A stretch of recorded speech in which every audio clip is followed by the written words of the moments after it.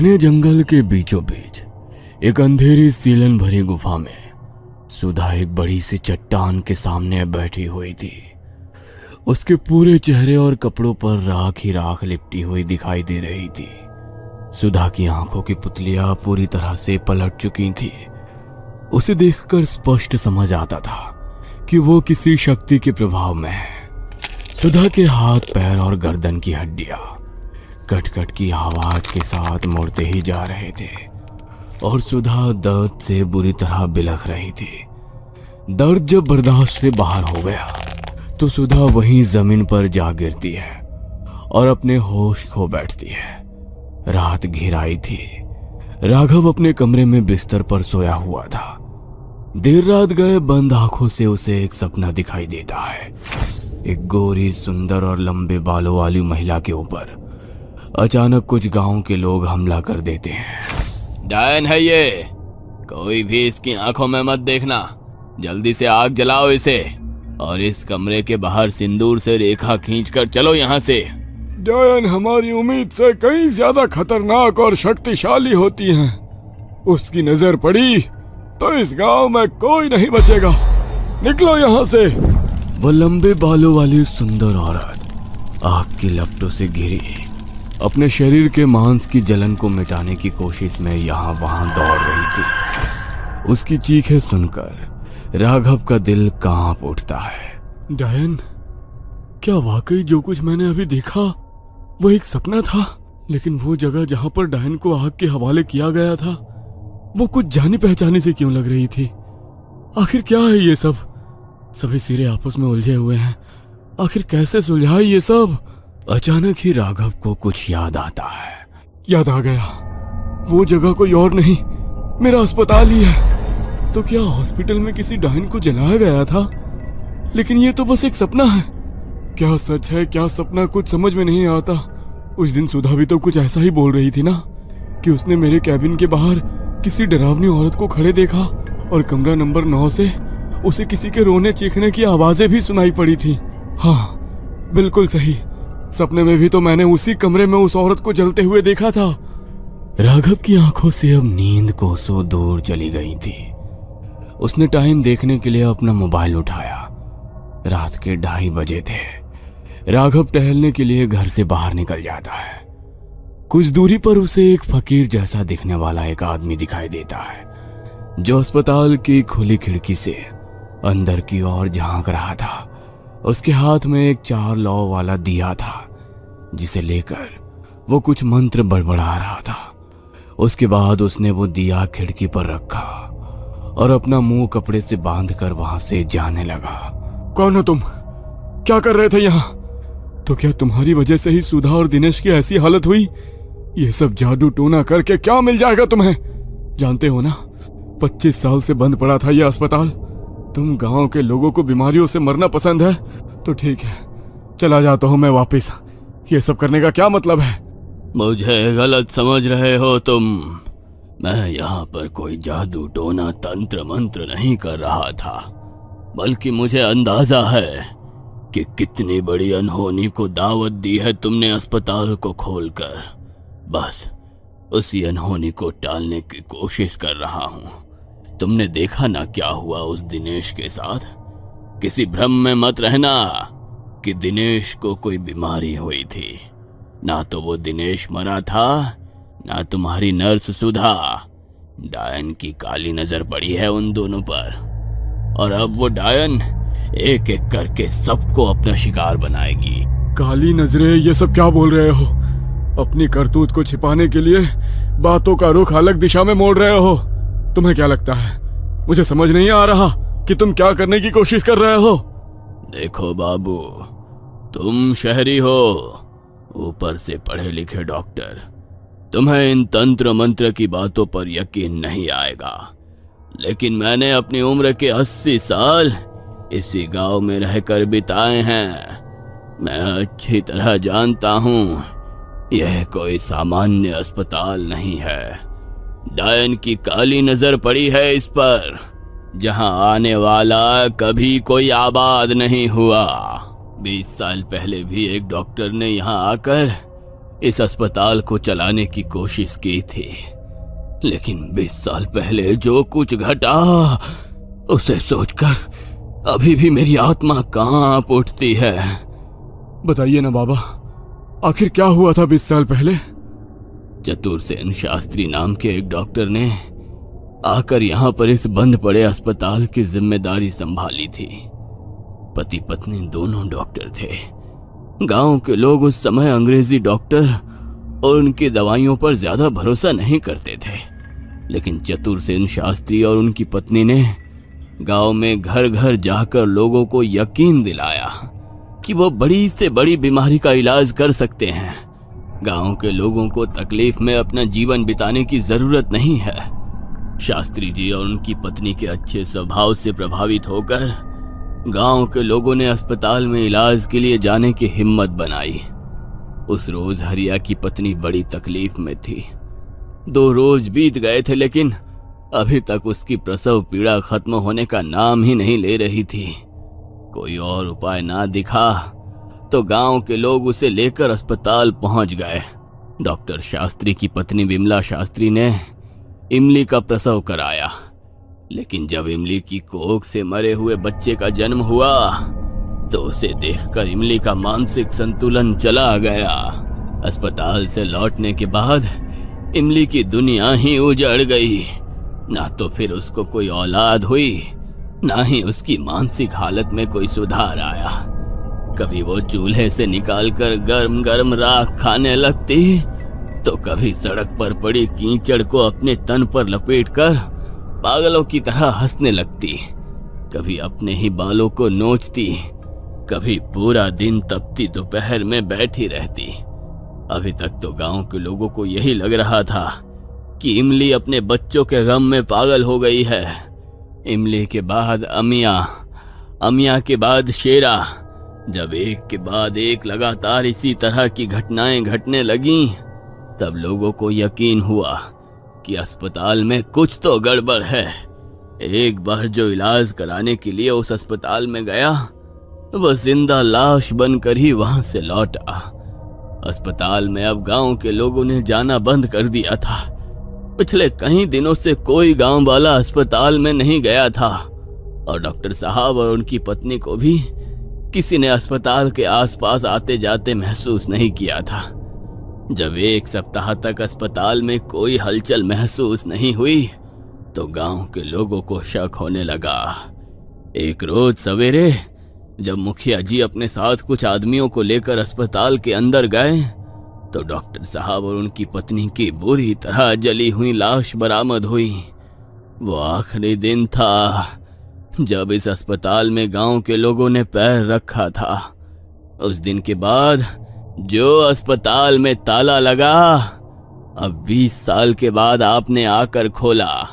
आपको भी यही कहूंगा, आप इस अस्पताल के चक्कर में अपना जीवन ना गंवाओ। यहाँ के लोग तो किसी तरह अपना जीवन बिता ही रहे हैं। तुम अपनी जान बचाकर भाग जाओ। ऐसे कैसे? इतनी सारी घटनाएं हुई और किसी ने उनकी तह तक जाने की कोशिश नहीं की? क्या गांव के लोगों के मन में यह प्रश्न नहीं आया कि आखिर अचानक से हॉस्पिटल में ऐसा क्या हो गया जो लोगों की जाने जाने लगी? और अगर आपकी बात सच में मान भी ली जाए, तो मैं अपने सपनों में जो देख रहा हूँ वो क्या है? सपना? कैसा सपना? मैंने देखा हॉस्पिटल के वार्ड नंबर 9 में एक गांव के लोगों ने किसी औरत को जलाकर मार डाला, और गांव के लोगों का कहना था कि वो एक डायन थी। क्या मेरे सपने का सच्चाई से कोई संबंध है? तुमने सपने में उस डायन को देखा है? इसका मतलब अब वो तुम्हें भी नहीं छोड़ेगी, बिल्कुल वैसे ही जैसे डॉक्टर शास्त्री और उनकी पत्नी को मार डाला था। बाबा, मुझे पूरी बात बताइए। मैं कुछ समझ नहीं पा रहा हूँ कि आखिर ये कहानी शुरू कहाँ से हुई थी। इस कहानी की शुरुआत 25 वर्ष पहले हुई। सरकार ने आदिवासियों के ऊपर तरस खाकर यहाँ पर एक राजकीय चिकित्सालय तो बनवा दिया, लेकिन जंगलों के बीच आदिवासियों के गांव में कोई भी डॉक्टर आकर अपने जीवन को दांव पर नहीं लगाना चाहता था। कई बरस बीत गए, अस्पताल ऐसे ही खाली पड़ा रहा। फिर एक रोज एक औरत आई सुनैना नाम था उसका। इतनी खूबसूरत कि अमावस्या की रात में भी पूर्णिमा की चांदनी उसके चेहरे पर चमकती नजर आती थी। लंबी काली लहराती चोटी, बड़ी बड़ी आंखें, मीठी बोली, उसकी बातें इतनी जादुई थी कि सब उसके बस में हो जाते थे। सुनैना ने लोगों को कहा कि वो वैद्य है और हर तरह की बीमारी का इलाज करना जानती है। शुरुआत में तो लोगों को उसके दिए गए पूड़िया चूर्ण से आराम आता था, लेकिन फिर उसके आने के कुछ ही दिनों बाद पूरे गांव में ऐसी बीमारी फैलने लगी जो पहले ना किसी ने देखी ना सुनी। लोगों की त्वचा पर भयंकर फोड़े निकलने लगे। उसके बाद तेज बुखार आता और मरीज अर्ध बेहोशी की हालत में बड़बड़ाने लगता। बुखार आने के बाद हर किसी को अपने आसपास कोई रहस्यमयी औरत की परछाई दिखाई देती, तो किसी को आदमी की।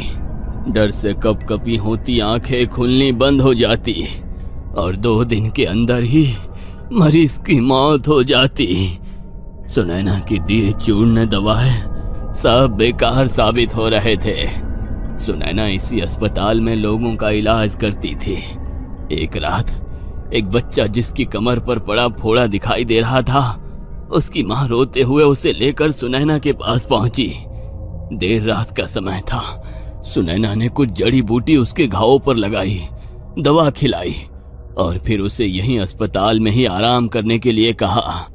कुछ देर बाद बच्चे की हालत बिगड़ने लगी और वो बिस्तर पर लेटे हुए ऐसे छटपटाने लगा जैसे किसी अदृश्य शक्ति ने उसकी गर्दन दबोच रखी हो। कुछ देर बाद बिस्तर पर छटपटाने के बाद बच्चे का शरीर बुरी तरह से अकड़ गया और उसकी मौत हो गई। बच्चे की मां ने जब बच्चे को बुरी तरह से अकड़ते हुए देखा तो वो सुनैना को बुलाने के लिए उसके कमरे की तरफ दौड़ पड़ी। जैसे ही उस औरत ने धीरे से कमरे का दरवाजा खोला तो अंदर का नजारा देखकर उस औरत के पैरों तले जमीन खिसक गई। सुनैना ने अपने लंबे बाल खोल रखे थे, माथे पर काले रंग का बड़ा सा तिलक लगा था और जमीन पर कुछ दिए जलाकर सिंदूर से अजीब आकृतियां बनाकर वहां बैठी हुई थी। सुनैना को ऐसे हाल में देखकर वह महिला घबरा गई और दौड़ते हुए पूरे गांव को इस घटना के बारे में बताने लगी। इसका मतलब ये सुनैना कोई डॉक्टर वैद्य नहीं बल्कि डायन है। तभी तो इसकी काली नजर पड़ने के बाद ही गांव में एक के बाद एक मौतें होने लगी। ऐसी महामारी पिछले 100 साल में भी कभी नहीं इस गांव पर आई जैसे इसके आने के बाद गांव में फैल गई। मुखिया जी बिल्कुल ठीक कह रहे हैं। मेरा बेटा भी जब उसके अस्पताल में गया, उसकी पीठ पर सिर्फ एक फोड़ा हुआ था और थोड़ा सा बुखार था, लेकिन अस्पताल में पहुंचने के बाद उसने ना जाने क्या खिलाया मेरे बच्चे को कि वो बुरी तरह से छटपटाने लगा। देखते ही देखते उसका पूरा शरीर अकड़ गया और मेरी आंखों के सामने ही उसकी मौत हो गई। जरूर काला जादू किया होगा उसने मेरे बच्चे पर और हमेशा हमेशा के लिए उसको मुझसे छीन लिया। बिल्कुल ठीक कह रही है ये। अरे मेरे पति को भी तो ऐसे ही दवा दी थी ना उसने। इसकी दवा खाने के बाद ही उसको तेज बुखार हुआ और फिर वो बेहोशी की हालत में बार बार कह रहा था कि उसे कोई औरत दिखाई दे रही है जो उसे लेने आई है। गांव वालों की बातें सुनने के बाद मुखिया को यकीन हो गया था कि हो ना हो ये सुनैना कोई डायन है जो अपनी सिद्धि पूरी करने के लिए गांव के भोले भाले लोगों की बलि लेने के लिए आई है। डायन का अंत करना किसी भी आम आदमी के बस का काम नहीं था। इससे पहले कि डायन को पता चलता कि गांव वाले उसकी असलियत जान चुके हैं, मुखिया ने गांव के बड़े पुजारी को बुलाया और फिर उसके बताए अनुसार अभिमंत्रित सिंदूर और भभूत लेकर पूरा गांव अस्पताल की ओर बढ़ गया। डायन को सामने से ललकारना मतलब अपनी मौत को बुलाना, इसलिए हमें उसे धोखे से ही मारना होगा। इससे पहले कि डायन गांव वालों का अगला कदम समझ पाती, सबने मिलकर उसे एक कमरे में बंद कर दिया और आग लगा दी। फिर उस कमरे के बाहर सिंदूर से रेखा खींचने के बाद अस्पताल को हमेशा के लिए बंद कर दिया गया। डायन तो चली गई, लेकिन उसके मरने के बाद भी गांव पर छाई मनहूसियत खत्म नहीं हुई और गांव में एक एक करके ना जाने कितनी ही मौतें हुई।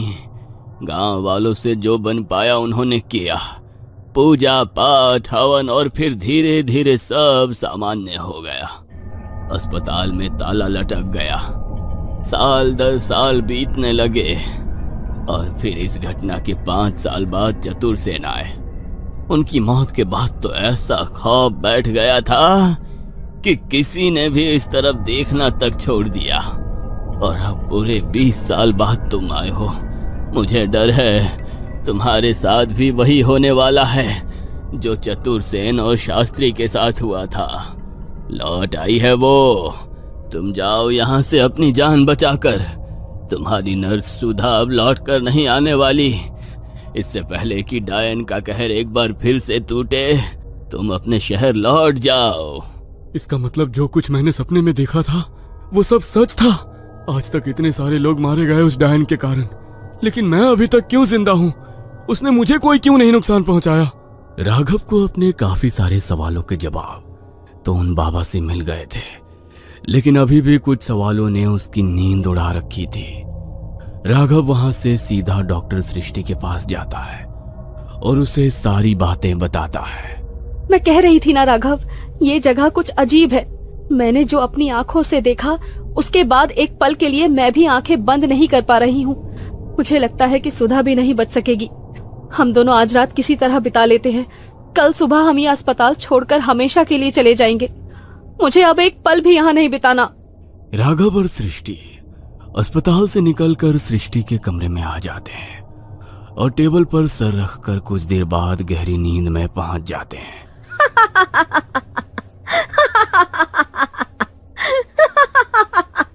अचानक ही किसी की डरावनी हंसी सुनकर सृष्टि की नींद खुलती है तो वो खुद को फिर से अस्पताल के अंदर पाती है। राघव, हम लोग फिर से अस्पताल में कैसे आए? ये डरावनी आवाज सुनाई दे रही है। कौन है यहाँ? देखो, तुम जो भी हो हमें जाने दो। हमारा इस गांव से कोई लेना देना नहीं है। हमें परेशान क्यों कर रही हो तुम? तभी नर्स सुधा वहां पहुंच जाती है, जिसकी हालत देख उन दोनों का डर से खून जमने लगता है। सुधा का पूरा शरीर राख से लिपटा हुआ था। चेहरा काला और बहुत ही डरावना नजर आ रहा था। दोहरी आवाज में वो बोलना शुरू करती है। तुम यहाँ खुद नहीं आए हो राघव, मेरी पुकार खींच कर लाई है तुझे इस अस्पताल में।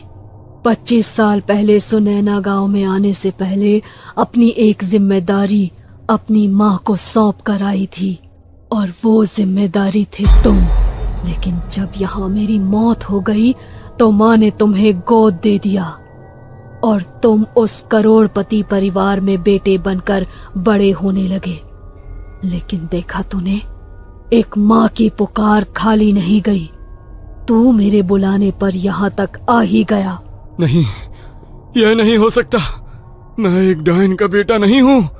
लोग ठीक ही कहते हैं, एक डायन अपने बच्चे का भी शिकार करने से पीछे नहीं हटती। तुमने मुझे मारने के लिए यहाँ तक बुलाया?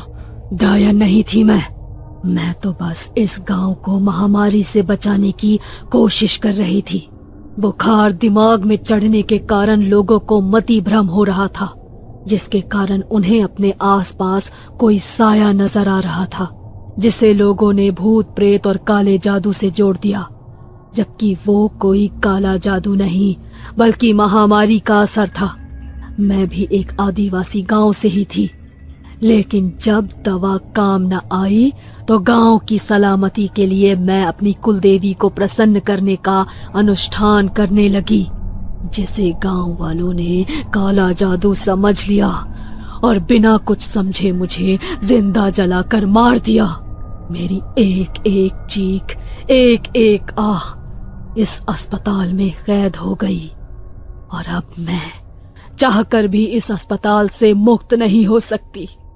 मुझे इस अस्पताल में कैद हुए बरसों बीत गए। तुम्हारे आने से एक बार फिर ये अस्पताल खुला और मुझे अपना इंतकाम लेने का मौका मिला। राघव, अगर तुम्हारी माँ की बात सच है और वो डायन नहीं है, तो इसका मतलब है कि वो एक अतृप्त भटकती आत्मा है जो शायद तुम्हें इसलिए पुकार रही थी ताकि उन्हें तृप्ति मिल सके। उनका अंतिम संस्कार करो ताकि वो इस दुनिया से विदा ले सके। फिक्र मत करो, तुम उनके बेटे हो तो तुम्हें कोई नुकसान नहीं पहुंचाएंगी वो। तुम शायद ठीक कह रही हो, लेकिन कैसे होगी इनकी मुक्ति? मुझे कुछ समझ में नहीं आ रहा। अचानक ही एक तेज हवा का झोंका आता है और एक काली परछाई आकर सृष्टि के अंदर समा जाती है।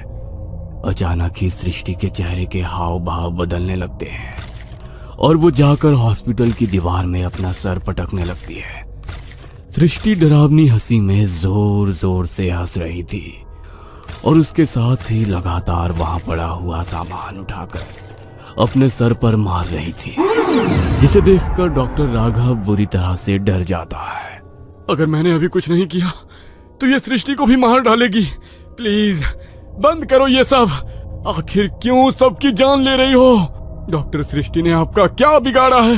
छोड़ दो उसे। अचानक राघव को सृष्टि की बात याद आती है और वो दौड़ते हुए कमरा नंबर 9 में पहुंच जाता है।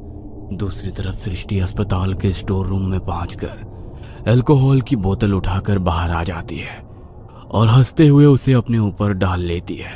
आखिरी बार देख ले इसे, इसके बाद ये राख का ढेर बनने वाली है।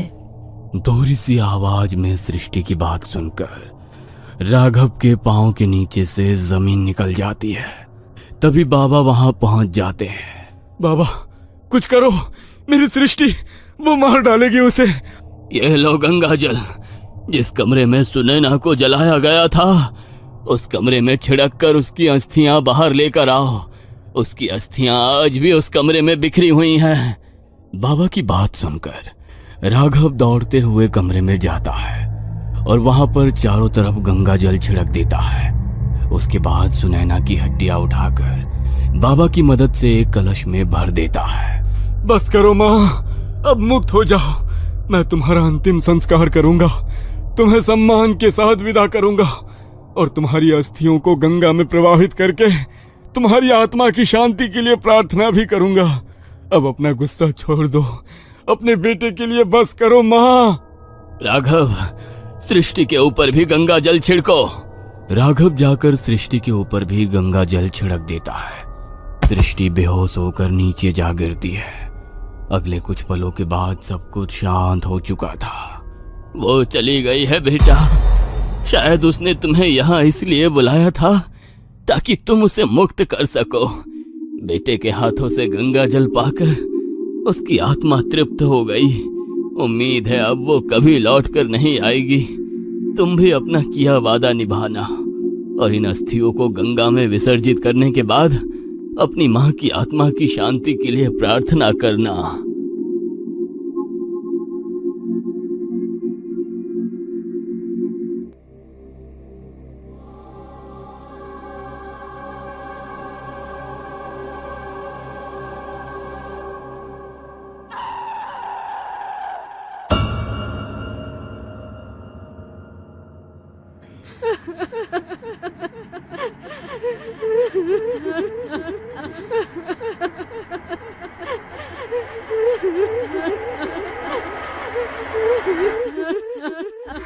रात के नीरव सन्नाटे के बीच एक औरत की दर्द भरी आवाज सुनकर सुधा का रोम रोम कांपने लगा था। ये किसके रोने की आवाज आ रही है? आज तो अस्पताल में कोई मरीज भी भर्ती नहीं है और वो कमरा तो वैसे भी बंद रहता है। सुधा का दिमाग कहता था कि उस कमरे में किसी के होने की कोई संभावना नहीं है, लेकिन दिल जानता था कि आखिर ये आवाज है किसकी। लड़खड़ाते हुए धीमे कदमों से सुधा कमरा नंबर 9 की तरफ बढ़ने लगती है। कमरे के बाहर पहुंचकर वह दरवाजे में लगे शीशे से अंदर झांक कर देखती है तो उसे वहां कोई नजर नहीं आता। सुधा के वहां पहुंचते ही रोने की आवाज भी बंद हो गई थी। हैरान होकर सुधा वहां से जाने के लिए मुड़ती है, तभी उसे कमरे का दरवाजा जोर जोर से पीटने की आवाज सुनाई देने लगती है, जिसे सुनकर सुधा बुरी तरह चौंक जाती है। कौन है वहाँ? कौन है? सुधा के पूछते ही एक बार फिर से किसी औरत के बुरी तरह से रोने चिल्लाने की आवाजें सुनाई देनी शुरू हो जाती है। एक तरफ दरवाजा पीटने की धम धम, दूसरी तरफ वो डरावनी रोती हुई स्त्री की आवाज। सुधा दौड़ते हुए डॉक्टर राघव के कैबिन की ओर जाने लगती है, लेकिन अचानक सुधा को महसूस होता है कि राघव के कैबिन के बाहर कोई औरत काला लबादा पहने खड़ी उसे ही घूर रही है। कौन हो तुम? क्या चाहिए तुम्हें?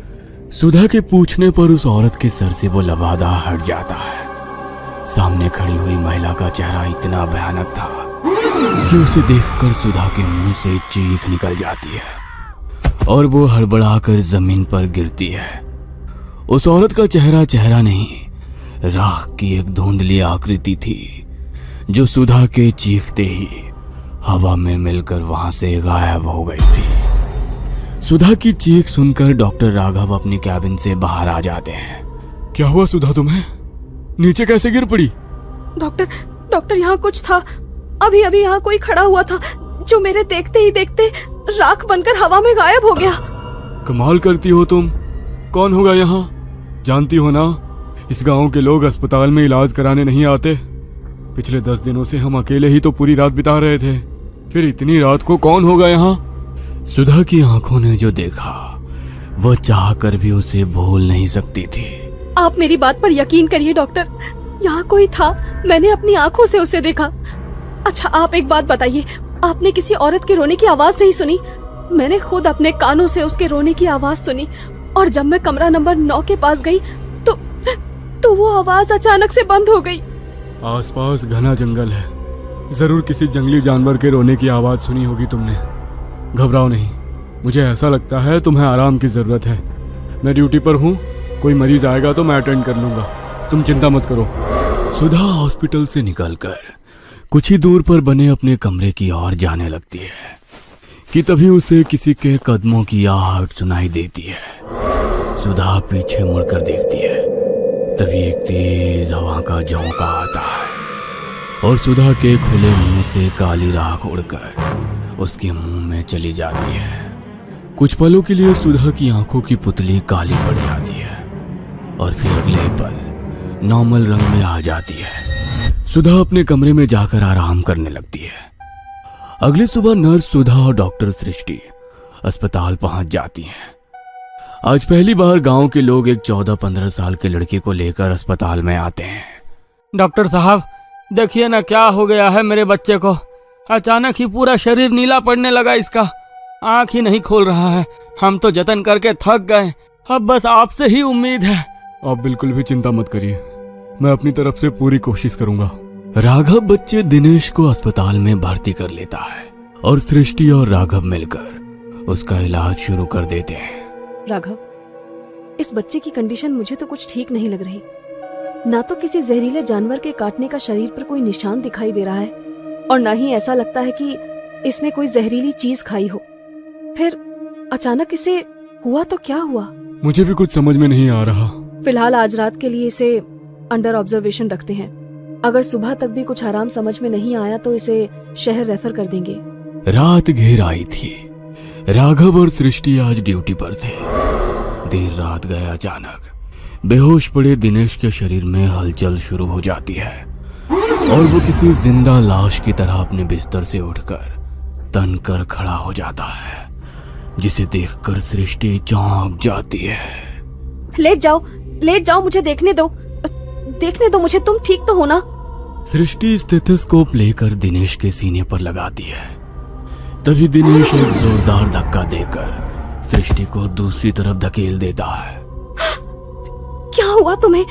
दिनेश, तुम ठीक तो हो ना? मैं तुम्हारे पेरेंट्स को बुलाती हूँ, काम डाउन प्लीज। अभी तक दिनेश को अपने पेशेंट की तरह ट्रीट कर रही सृष्टि अचानक ही उसकी आंखों की तरफ देखती है तो उसके पूरे बदन में मानो झुरझुरी दौड़ जाती है। दिनेश की आंखें बहुत ही डरावनी नजर आ रही थी। उसकी आंखों की पुतलियां पूरी तरह काली हो चुकी थी और चेहरा इतना भावहीन था जैसे कोई मुर्दा अपनी चिता से उठकर खड़ा हो गया हो। एकाएक वार्ड में लटकी पुरानी ट्यूबलाइट झपकने लगती है और कमरे में सीलन की तेज बदबू फैलने लगती है। ये सब क्या हो रहा है? क्या हो रहा है यहाँ पर? दिनेश, ये तुम क्या कर रहे हो? लेकिन तुम ये कर कैसे सकते हो? सृष्टि के इतना कहते ही दिनेश घूर कर सृष्टि को देखने लगता है और अपने हाथ सृष्टि की गर्दन की ओर बढ़ाकर उसकी ओर आने लगता है। सृष्टि डर के मारे जोर जोर से चिल्ला रही थी कि तभी नर्स सुधा कमरे में आ जाती है और दिनेश की गर्दन पकड़कर उसे दीवार में दे मारती है। दिनेश जमीन में गिर चुका था और उसके सर से खून बह रहा था। दिनेश के सर से खून बहता देख सिस्टर सुधा किसी जंगली जानवर की तरह अपने हाथ और पैरों पर चलते हुए दिनेश तक पहुंचती है और उसके सर से बह रहे खून को बुरी तरह से चाटने लगती है। डॉक्टर सृष्टि एक कोने में बूंद बनी यह अविश्वसनीय घटना देख रही थी। अगले ही पल मानो नर्स सुधा पर कोई वहशी जानवर हावी हुआ हो और उसने दिनेश का हाथ मरोड़कर कंधे से अलग कर दिया। डॉक्टर होने के बाद भी यह विभत्स दृश्य देखकर सृष्टि की आंखों के आगे अंधकार छा गया और वो अपने होश खो बैठी थी। कुछ देर बाद होश आया तो राघव सृष्टि को घेरे बैठा था। सृष्टि, क्या हुआ था वहां? और वो लड़का, उसकी मौत कैसे हुई? और वो सुधा कहाँ चली गई? राघव की बात सुनकर सृष्टि रोते हुए उसे कमरे में हुई सारी घटना के बारे में बताने लगती है, जिसे सुनकर डॉक्टर राघव सन्न रह गया था। राघव एक अमीर पिता की इकलौती संतान था। चाहता तो पिता की दौलत पर जीवन भर राज कर सकता था, लेकिन उसने पापा के बिजनेस से जुड़ने की बजाय कड़ी मेहनत करके एक डॉक्टर बनने की इच्छा जताई। नियति ने अपना खेल शुरू कर दिया था। पिता सिंघानिया बेटे राघव के लिए एक बहुत बड़ा अस्पताल बनाकर तैयार करना चाहते थे, लेकिन राघव उसने कुछ और ही सोच रखा था। आर यू श्योर राघव, तुम वाकई उन आदिवासियों के बीच जाकर उनका इलाज करना चाहते हो? देखो, समाज सेवा के बारे में सोचना और रियल में उसके लिए अपनी पूरी लाइफ को दांव पर लगा देना, ये दो अलग अलग बातें होती हैं। गोल्ड मेडलिस्ट हो तुम। पीजी करने के बाद अगर तुम चाहोगे तो बड़े से बड़े अस्पताल में प्रैक्टिस करके लाखों रुपए कमा सकते हो। मुझे पैसे कमाने के होते ना सृष्टि, तो मैं पापा का बिजनेस भी ज्वाइन कर सकता था। मेरी लाइफ का कुछ अलग ही पर्पस है। सिर्फ पैसे कमाने में मैं उसे बर्बाद नहीं करना चाहता। बड़ी बड़ी बातें करने वाले तो मैंने बहुत देखे हैं राघव। तुम पहले इंसान हो जो सच में इतने बड़े खानदान का बेटा होकर भी उस बीहड़ में अपनी जिंदगी कुर्बान करने जा रहे हो। इतना कहकर सृष्टि कुछ पलों के लिए शांत हो गई थी। Don't be sad Srishti, I understand. तुम्हारी फीलिंग्स की रिस्पेक्ट करता हूँ, लेकिन मैं यही चाहता हूँ कि तुम अपनी जिंदगी में आगे बढ़ो। मेरा इंतजार मत करना, मैं लौट कर नहीं आऊंगा। और मेरा यकीन करो, मैंने ऐसा एक पल के लिए भी नहीं सोचा कि तुम अपनी पूरी जिंदगी दांव पर लगाकर मेरे साथ आओगी। सृष्टि और राघव ने 2 साल पहले मेडिकल में अपना पीजी कंप्लीट किया था। दोनों ही काबिल डॉक्टर बन गए थे। पिछले 8 सालों से पढ़ाई के दौरान दोनों साथ में थे, लेकिन पढ़ाई पूरी करने के बाद राघव ने कहा कि वो अपनी सारी जिंदगी उन लोगों के लिए डिवोट करना चाहता है जिनके पास आज भी मेडिकल फैसिलिटीज के नाम पर कुछ भी नहीं है। तुम किसी भी गांव में जाकर सोशल सर्विस कर सकते हो, ये आदिवासी गांव ही क्यों? मैंने सुना है ये आदिवासी लोग बड़े खतरनाक होते हैं। इनकी अपनी कुछ प्रैक्टिस होती है और ये उसी पर भरोसा करते हैं। मैंने तो यहाँ तक सुना है कि ये लोग दवाइयाँ, हॉस्पिटल, इन सब चीजों में विश्वास ही नहीं करते। आज भी अपने पारंपरिक तरीकों से ही बीमार लोगों का इलाज करते हैं। मुझे तुम्हारी बहुत चिंता हो रही है राघव। पता नहीं वो लोग तुम्हें एक्सेप्ट कर भी पाएंगे या नहीं। तुम बिना बात की फिक्र कर रही हो। अरे ऐसा कुछ भी नहीं है, वहाँ पहले से ही एक हॉस्पिटल है, बस थोड़ा मेंटेन करवाना पड़ेगा, सब हो जाएगा, डोंट वरी। राघव सृष्टि से प्यार तो बहुत करता था, लेकिन वो जानता था उसे अगर अपने मकसद तक पहुंचना है तो इस इमोशनल कनेक्शन को यहीं तोड़ना होगा। सब कुछ छोड़ छाड़ कर राघव झारखंड की पहाड़ियों के बीच बने उस आदिवासी गांव में पहुंच गया था। कच्चे मकानों वाली ये छोटा सा गांव बड़े शहर से आए राघव को काफी अजीब नजर आ रहा था। कुछ देर तक गांव में घूमने के बाद उसे एक बूढ़े काका नजर आते हैं। अरे काका, मुझे राजकीय अस्पताल जाना है, जरा मदद कर देंगे क्या? राघव की बात सुनकर बूढ़ा आदमी राघव को ऊपर से नीचे तक घूर कर देखने लगता है। क्यों जा रहे हो वहां? अस्पताल नहीं, मुर्दा घर है वो। जो वहां जाता है मुर्दे से भी बुरी हालत हो जाती है उसकी। लौट जाओ, कभी मुड़कर भी उसकी तरफ मत देखना। बड़े अजीब लोग रहते हैं यहाँ। मैंने बस अस्पताल का पता पूछा और ये ऐसे आपे से बाहर हो गए। ठीक है, अस्पताल का पता नहीं बताना मत बताओ, लेकिन ऐसे चीखने चिल्लाने का मतलब क्या है? सृष्टि ठीक कह रही थी, आदिवासी जगह है। यहाँ के लोगों को समझने में मुझे अभी काफी समय लगेगा। अस्पताल को मुर्दा घर कौन कहता है? हाँ? उस बुजुर्ग से मिलने के बाद राघव के मन में एक अजीब सी उथल पुथल मच गई थी। छोटा सा गांव था जो बिल्कुल वीरान और सुनसान दिखाई दे रहा था। कुछ देर बाद राघव एक पुरानी सी खंडहर नुमा बिल्डिंग के सामने खड़ा था, जहां टूटे फूटे बोर्ड पर राजकीय अस्पताल लिखा हुआ था। ओह थैंक गॉड, यही है अस्पताल। लेकिन इसकी हालत देखकर तो लगता है यहाँ कोई चिड़िया भी पिछले 10-20 साल से नहीं आई है। राघव ने देखा अस्पताल की दूसरी ओर एक सरकारी आवास भी बना हुआ है। राघव ने सरकारी मकान में जाकर अपना सामान रखा और थोड़ी साफ सफाई के बाद उसे रहने लायक बना लिया। कुछ दिनों की मेहनत के बाद अस्पताल से कुछ कमरे साफ सफाई करके इस्तेमाल लायक हो गए थे। एक दिन अस्पताल के बाहर एक गाड़ी आकर रुकती है, जिसमें डॉक्टर सृष्टि और नर्स सुधा दिखाई दे रहे थे। राघव, हम दोनों भी तुम्हारे इस मिशन में तुम्हारे साथ हैं। अस्पताल हम मिलकर चलाएंगे। लेकिन अभी भी मेरे मन में बार बार यही सवाल आता है कि आखिर इतनी दूर ये गांव में आकर ही क्यों तुमने अस्पताल बनाया? सृष्टि, कुछ सवाल इंसान को कभी चैन से जीने नहीं देते, और मैं यहाँ अपने मन में उमड़ रहे सवालों का जवाब पाने के लिए आया हूँ। बचपन से ही मुझे कुछ अजीबोगरीब सपने बेचैन करते थे। सपने इतने धुंधले थे कि साफ साफ कुछ समझ में नहीं आता था। धीरे धीरे जब मैं बड़ा होने लगा तो एक एक करके कुछ चीजें साफ दिखाई देने लगी, और उन सपनों में ही मैंने कुंदनगढ़ का राजकीय अस्पताल भी देखा। पिताजी से मैंने कई बार पूछा कि क्या मेरा कुंदनगढ़ से कोई संबंध है, तो उन्होंने हमेशा इनकार कर दिया। बस उन बिखरी कड़ियों को जोड़ने के लिए मैंने यहाँ आकर प्रैक्टिस करने का विचार बनाया। मैं खुद को यहाँ से बहुत जुड़ा हुआ सा महसूस कर रहा हूँ। इस हॉस्पिटल का हर कोना ऐसा लगता है जैसे मुझसे कुछ कहना चाहता है। सृष्टि राघव से अलग नहीं होना चाहती थी, इसलिए काफी सोचने के बाद अब वो भी राघव के साथ हॉस्पिटल में काम करने के लिए अपने साथ एक नर्स सुधा को लेकर कुंदनगढ़ आ जाती है। हम क्या मुंह दिखाएंगे सृष्टि? वो लड़का हमारी जिम्मेदारी था। आदिवासी गांव है, पहले ही लोग हमारे इलाज करने के अंग्रेजी तरीकों पर भरोसा नहीं करते। ऐसे में अगर उन्हें पता लगा कि हमारे अस्पताल में हमारी नर्स के हाथों उनके बच्चे की मौत हो गई है, तो हम इस गांव से जिंदा लौट कर नहीं जाएंगे। मेरे पास एक आइडिया है।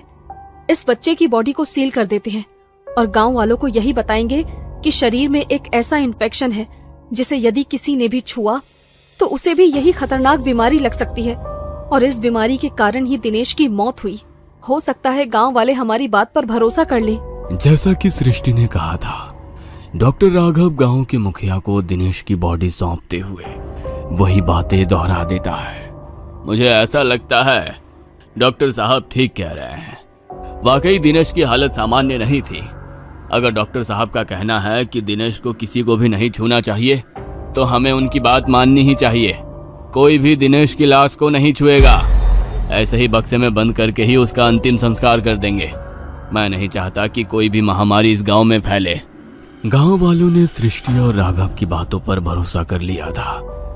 फिलहाल तो गांव के लोगों को पता नहीं लग पाया था कि नर्स सुधा ने उसकी जान ली है, लेकिन राघव और सृष्टि के सामने कई अनसुलझे सवाल खड़े हो गए थे। आखिर सुधा को क्या हुआ है? ऐसे अचानक उसने दिनेश को क्यों मार डाला, और अब वो गायब कहाँ हो गई है? आखिर क्या है इस अस्पताल का राज? क्या नर्स सुधा पर कोई शैतानी ताकत सवार हो गई है? क्या राघव और सृष्टि यहां से कभी निकल पाएंगे? जानने के लिए देखना ना भूलें अगला भाग।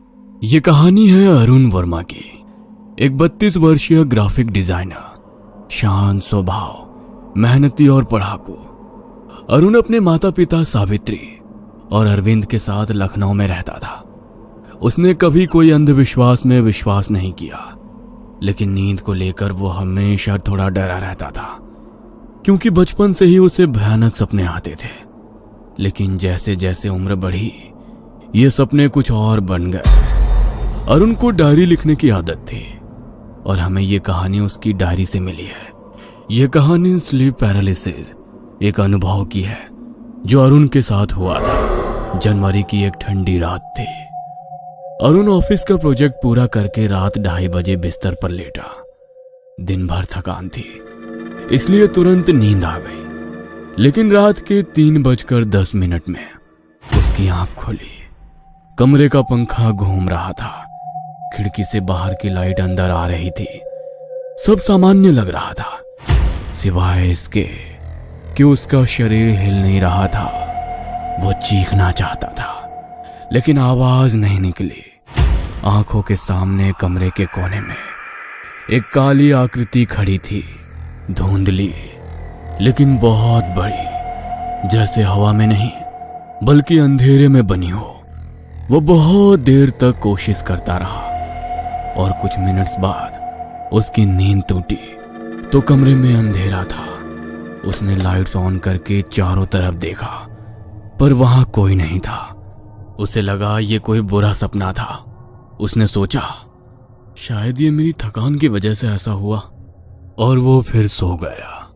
अगली सुबह उसने इसके बारे में गूगल किया तो उसे स्लीप पैरालिसिस के बारे में पता चला। उसने इसके बारे में कुछ कहानियां पढ़ी और राहत की सांस ली कि ये तो आम चीज है। अपने डर को शांत करने के लिए उसने अपने दोस्त के पहचान के साइकियाट्रिस्ट से बात की। तभी डॉक्टर ने उसे स्लीप पैरालिसिस के बारे में समझाया। देखिए, स्लीप पैरालिसिस एक ऐसी स्थिति है जिसमें व्यक्ति जागता तो है, लेकिन हिलने डुलने या बोलने में असमर्थ होता है। यह आमतौर पर नींद और जागने के बीच ट्रांजिशन के दौरान होता है, या तो जब आप सो रहे होते हैं या जागते हैं। ऐसा इसलिए होता है क्योंकि शरीर में REM, रैपिड आई मूवमेंट, नींद की स्थिति में रहता है, जहां मांसपेशियां सामान्य रूप में रिलैक्स्ड होती हैं, जबकि हमारा दिमाग जागता रहता है। स्लीप पैरालिसिस का अनुभव करने वाले मेरे कुछ पेशेंट्स मतिभ्रम यानी हेलुसिनेशंस के बारे में बताते हैं, जैसे कि कमरे में किसी की मौजूदगी देखना या छाती पर दबाव महसूस करना। ये तनाव, इरेगुलर स्लीपिंग पैटर्न या कुछ दूसरे स्लीप डिसऑर्डर की वजह से हो सकता है। शाम को घर आकर अरुण ने अपनी मां सावित्री से रात के अनुभव का जिक्र किया। सावित्री को अरुण के बचपन की एक बात याद थी।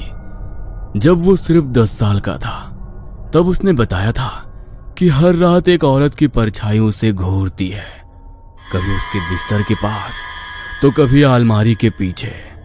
सावित्री ने तब एक झाड़ फूंक करवाई थी और सब ठीक हो गया था, लेकिन शायद वो साया कभी गया ही नहीं, बस छिप गया और अब लौट आया था। लेकिन सावित्री ने अरुण से ये बात छिपाई, ये सोचकर कि कहीं अरुण डर ना जाए या उसके काम पर इसका कोई असर ना हो। लेकिन धीरे धीरे अरुण के लिए हर रात एक डरावनी परीक्षा बन चुकी थी। उसे लगने लगा कि जब भी वो सोता है, उसकी आत्मा किसी और दुनिया में खींची जाती है। हर स्लीप पैरालिसिस की अवस्था में वो अपने कमरे को वैसे ही देखता। पंखा घूम रहा होता, दरवाजा आधा खुला होता, बाहर की रोशनी खिड़की से आ रही होती, लेकिन उसका शरीर पूरी तरह फ्रीज होता। वो कोशिश करता था हिलने की, चिल्लाने की, लेकिन उसका गला जैसे किसी ने दबा दिया हो। एक बार उसे ऐसा दिखा कि उसके माता पिता कमरे में खड़े हैं, उसे सोता देख रहे हैं, लेकिन किसी को उसकी तड़प नहीं दिख रही थी। वो सब कुछ देख सकता था, पर कुछ कर नहीं सकता था, जैसे जागती आंखों से एक बुरा सपना देख रहा हो और खुद को बचाने के लिए बस देखता रह जाए। हर बार उसे लगता, अगर अब नहीं उठा तो शायद हमेशा के लिए उठ ना पाऊं। और उनको स्लीप पैरालिसिस हर रात नहीं बल्कि कुछ दिनों के अंतराल में होता था, लेकिन हर बार और भी ज्यादा डरावना। कभी 3 दिन, कभी हफ्ता, लेकिन जब भी होता उसका प्रभाव पिछले अनुभव से कहीं ज्यादा गहरा और भयानक होता। उसने डायरी में लिखा, अब वो सिर्फ दूर खड़ी नहीं रहती, अब वो मेरे पास आकर मुझे देखती है। मेरी सांसों के पास वो परछाई अब एक रूप लेने लगी थी। एक महिला जिसकी आंखें नहीं थी, पर चेहरा अजीब सा जाना पहचाना लगता था, जैसे वो किसी पुराने जन्म से जुड़ी हो। पर जो सबसे डरावनी बात थी वो ये कि अरुण को अब सिर्फ अपने कमरे में ही नहीं, बल्कि अलग अलग जगहों पर भी वही अनुभव होने लगे। अगर वो किसी रिश्तेदार के यहां सोता तो उसे लगता कि वही परछाई अब उस नए कमरे में भी मौजूद है।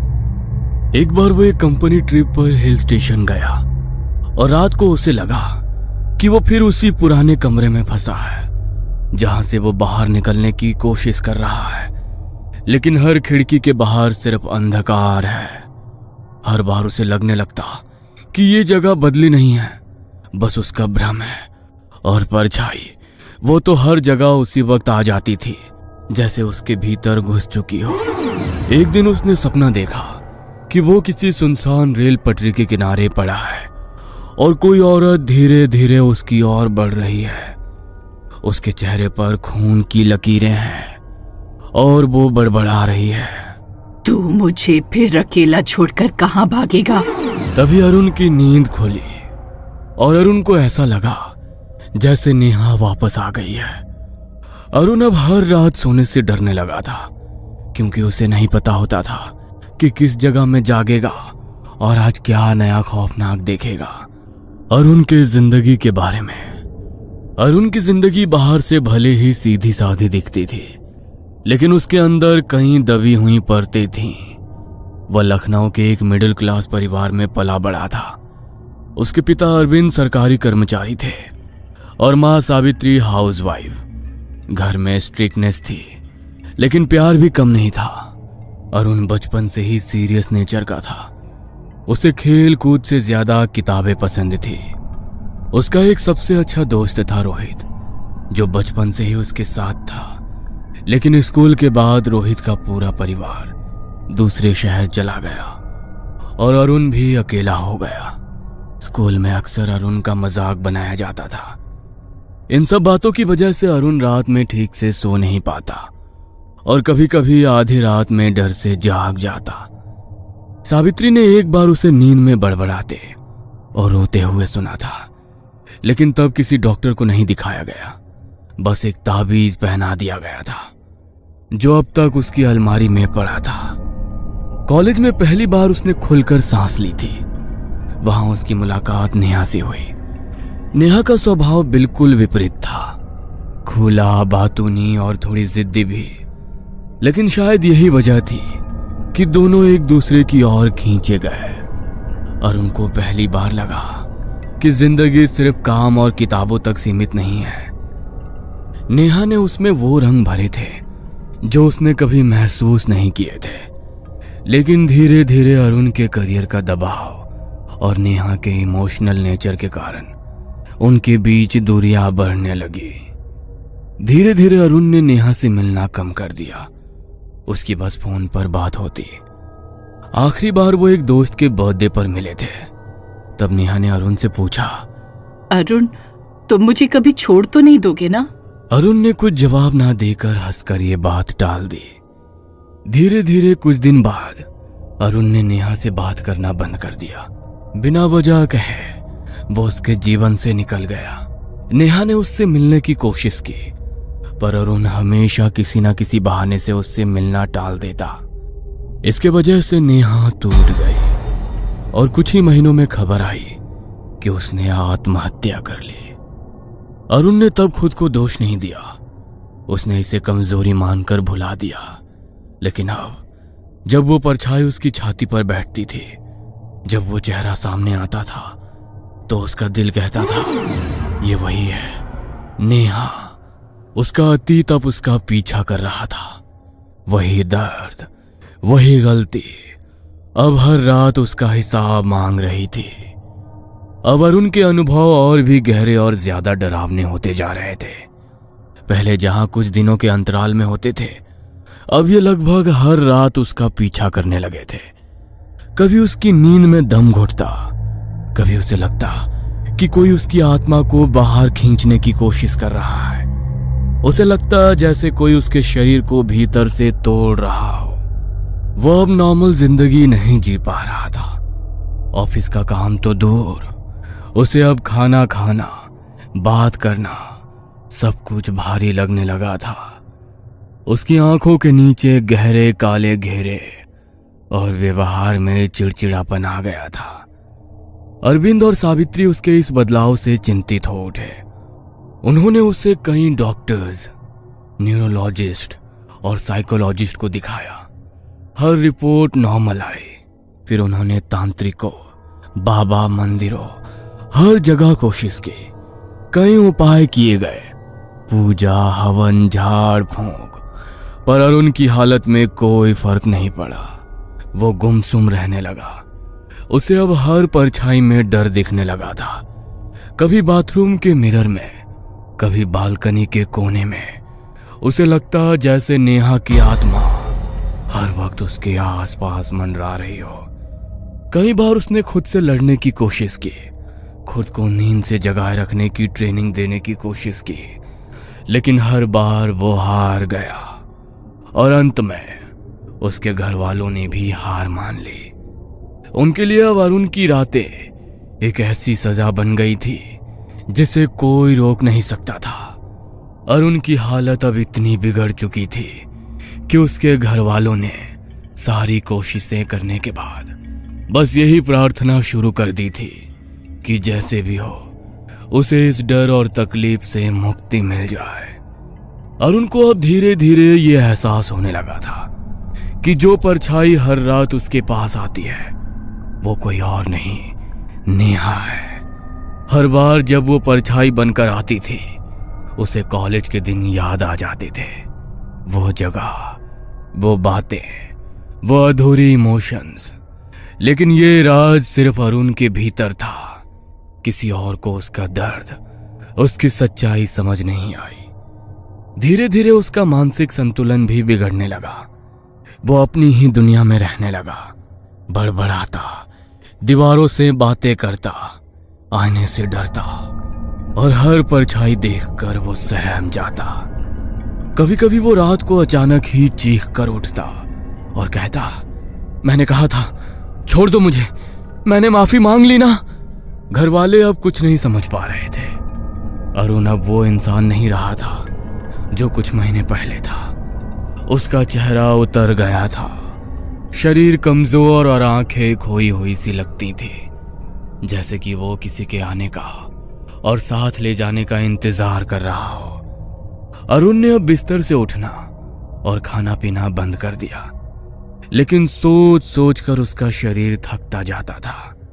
उसी दौरान अरुण के कुछ कॉलेज के पुराने दोस्त और ऑफिस के कलीग्स, जिन्हें उसकी हालत का पता चला, उससे मिलने आए। जब उन्होंने अरुण की हालत और उसके माता पिता की बेबसी देखी तो उनके भी दिल बैठ गए। 3 दिन बाद एक रात अरुण ने अचानक कमरे की सारी लाइट्स बंद कर दी और खुद को कमरे में बंद कर लिया। रात को एक अजीब सी तेज बदबू फैलने लगी, जैसे कुछ जल रहा हो। खिड़की से अंदर देखा गया तो अरुण बिस्तर पर लेटा था, लेकिन उसका शरीर एक तरफ मुड़ा हुआ था, जैसे किसी ने उसे पकड़कर झटका दिया हो। सुबह अरविंद कमरे का दरवाजा तोड़कर अंदर आए तो अरुण मरा हुआ मिला। उसका चेहरा काला पड़ चुका था, उसकी आंखें खुली हुई थी और पास पड़ी डायरी की आखिरी लाइन थी, मैं जानता हूं अब ये बीमारी नहीं थी, ये वापसी थी। अरुण की कहानी हमें बताती है कि कभी कभी हम जिन बातों को सपने, भ्रम या मानसिक कमजोरी समझते हैं वो दरअसल हमारे किए गए कर्मों की परछाइयां होती हैं। कभी कभी स्लीप पैरालिसिस महज एक मेडिकल अवस्था नहीं होती, कभी कभी वो दरवाजा होता है उस दुनिया का जहां कोई इंतजार कर रहा है आपके जागने और खुद को सौंपने का।